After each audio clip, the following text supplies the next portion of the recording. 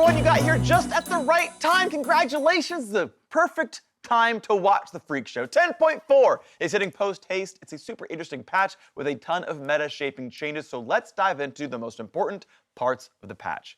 Aphelios is getting nerfed again, hooray! Let's rejoice, everyone. He had an over 90% pick and ban rate in pro play across 10.3, and that means he's gotta get on the chopping block again. Now, did you know his sniper rifle marks had 2 attack resets per mark? That's only 1. Did you know his ultimate had 50% more range than Varus's? Now it's only 20%. Also, his Chakram turret attacks fewer times and dies faster. I think with the 10.4 nerfs, it might be enough to dethrone him and his sister from the top spot in pro play. He's still going to be around for sure, but teams may finally skip over him once in a while. The next big meta-shaping change is a buff to the Immolate items, Bomby Cinder, Cinderhulk, and Sunfire Cape.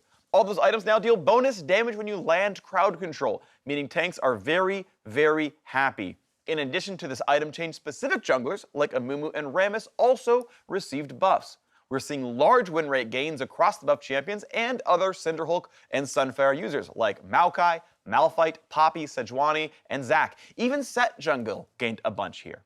Now, since 10.4 came out, there was a small micropatch nerf to the Immolate bonus damage, but these tanks are definitely the biggest winners of the patch. Tank meta's come.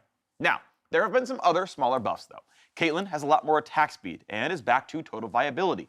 Though it might sound like a 10% bonus attack speed at level 1 reads as purely an early game buff, it actually carries weight throughout the entire game, making her worth picking up. Garen got some extra damage on his Q, which gets even higher as he builds more attack damage. His shield now rewards buying health, but is weaker by itself. And he gained a bunch of bonus late game resistances. And it might sound weird, but I'm expecting we see Garen pick some in this patch. He is definitely very strong. Jace gained a lot of mana, especially in the late game, and more damage on his melee Q. Now, I'm not sure if we're gonna see Jace in pro play as a result. He's still a fairly low win rate champion in solo queue, and most pros picked him because of his lane bullying, which he didn't really get better at, but maybe. Lux got buffed, but she's not gonna see pro play. So let's talk about Sylas.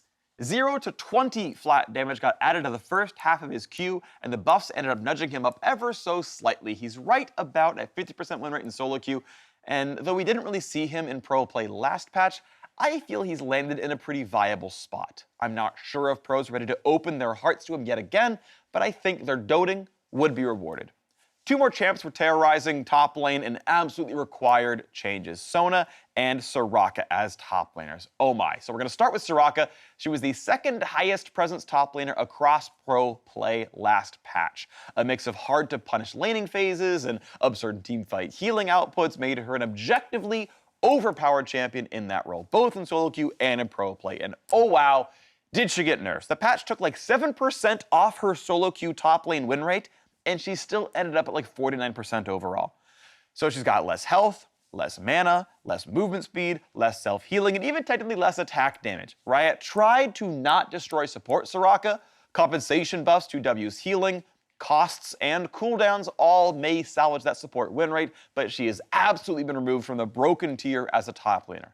And I want to reiterate that she's honestly a viable top laner. She's mathematically balanced. If pros want to play her, she actually is fine, but she is not a mandatory ban.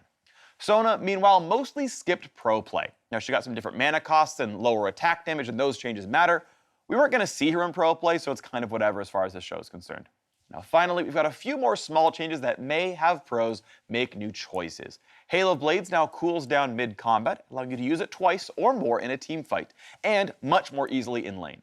Exhaust's duration is half a second longer, and Phase Rush grants more movement speed to melee champions. Meanwhile, Perfect Timing's free stopwatch comes online 4 minutes later, unless you get kills or assists to make it show up faster. And even if you do, it doesn't give CDR to stoneplay Zhonya's in GA anymore. Alright, that is everything for the patch. Get out there and watch some League of Legends. Bye-bye.